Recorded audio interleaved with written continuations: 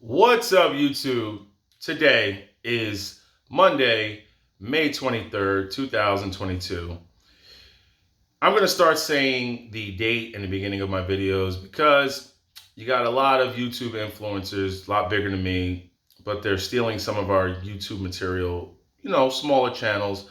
They're not even giving us shout outs. They're just blatantly taking our ideas and our topics and they're just putting their little spin on them. So I'm going to start saying the date.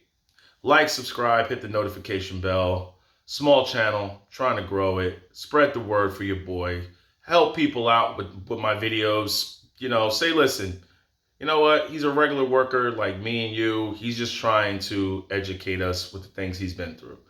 Now, here's the thing that I want to talk about today. I want to talk about people overpaying for cars. Right now, car dealerships have lost their mind. They literally have lost their mind. They feel that they can price certain cars wherever they want and people are going to pay for them. You want to know why they feel that way? Because people are paying for them, whatever they want. You can do a 96-month finance now. Let me say that again. 96-month finance. What is that? 8 years? Let's see, 5 years, 60, 72, 84. That's 8-year finance. Your kid is born and on their 8th birthday, you pay your car off. The average person keeps a car for 3 years and trades it in and gets into another car. So you're rolling dead equity into the next car unless you're putting huge down payments on it. Now, if you're putting huge down payments, you wouldn't need 96 months. Now, I'm going to tell you a story on how the car market has lost its mind. So a lot of my subscribers and a lot of people know the Porsche 911 twin turbo 997.2 or even a 997.1. That's what I want. All right. Some people say Porsche, some people say Porsche. Okay, I want the car. How about that? Now, I found one. 2011.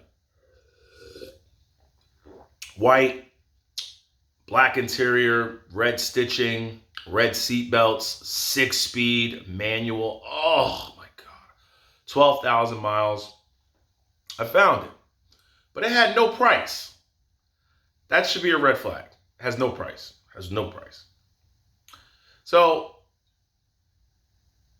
I emailed the person, the dealership. I'm not going to say their name. I emailed them, I'm interested in the car, whatever. Now, no one said I'm going to buy it, but this one was pretty. I might have had to sacrifice some things to get to this. I might have got this bad boy.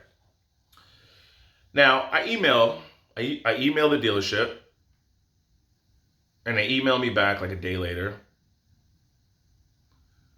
$229,000 for a used 3-owner 2011 Porsche 911. They still make that car. It's not like they stopped making that car. So now it's a 2011. It's an 11-year-old car, no warranty, 3 owners. I did the value of the car. I went to kbb.com. That's important. Make sure you go to kbb.com. Not being sponsored by them, but go to them. Find the value of the car before you purchase it. All right. Get the VIN number of the car. Call your insurance company and see how much the increase will be to add that vehicle. So I emailed him back. I said, where are you getting your prices from? Like, what's the justification for this Porsche? I didn't know. Maybe it was 1 in 50. Maybe it was 1 in 10. Well, the reason why we price our Porsches are so high is because we're the #1 Porsche dealership in this area. And I'm going to send you a link of the cars that we sell that are compatible to this price. All right. What does that have to do with the price of beans in China? I entered that car into KBB.com. That car is worth between $99,000 and $115,000.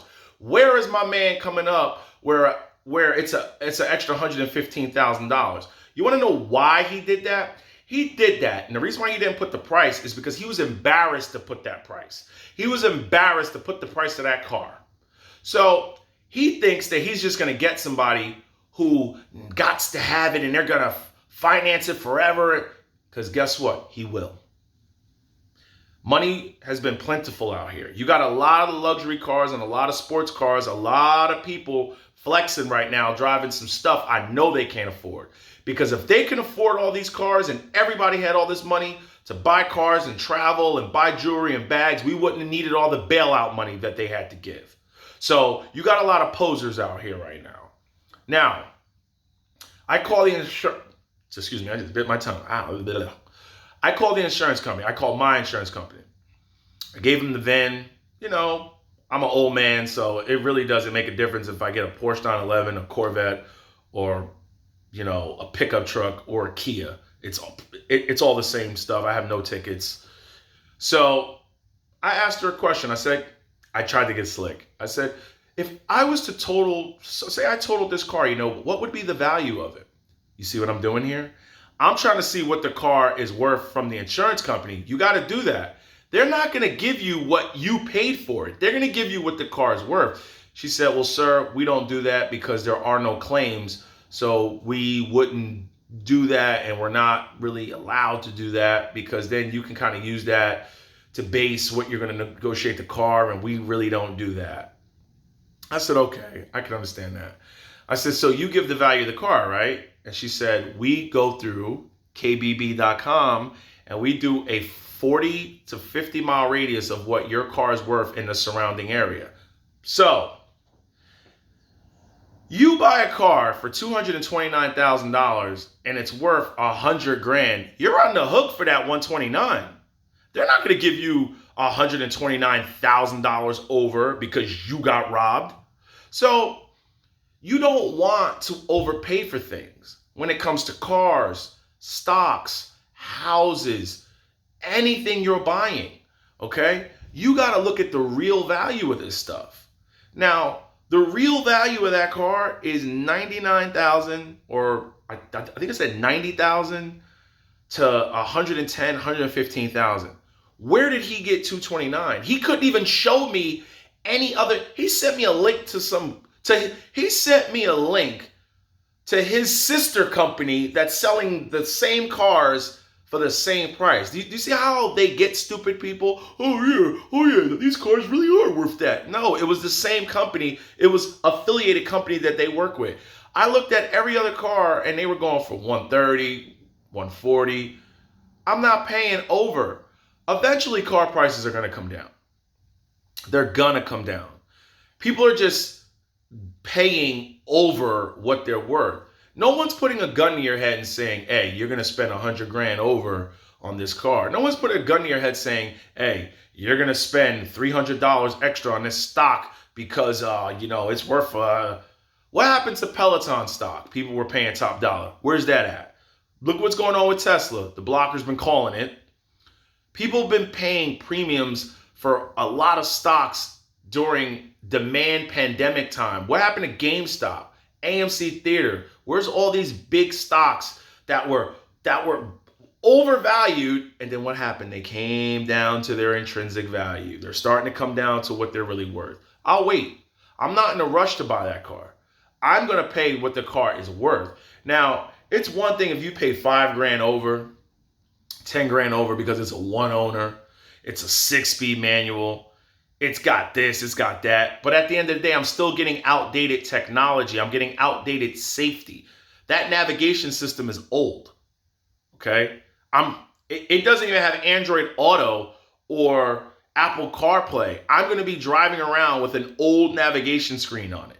They might not make parts for that car. It doesn't have a warranty. I'm going to eat the cost if anything breaks. If anything breaks on that Porsche, not only am I paying top dollar because it's a Porsche, it's a German automobile. They got to import those parts. You can't put Chinese parts on a German car. I got to bring that to a dealership because not everybody can work on a Porsche 911. So let that, like, I hope this helps out. Don't overpay for cars right now. If you don't need a car, I know the summertime is coming and you see them convertibles and everybody's in the Corvettes and the Porsches and the McLarens and the Audi R8s.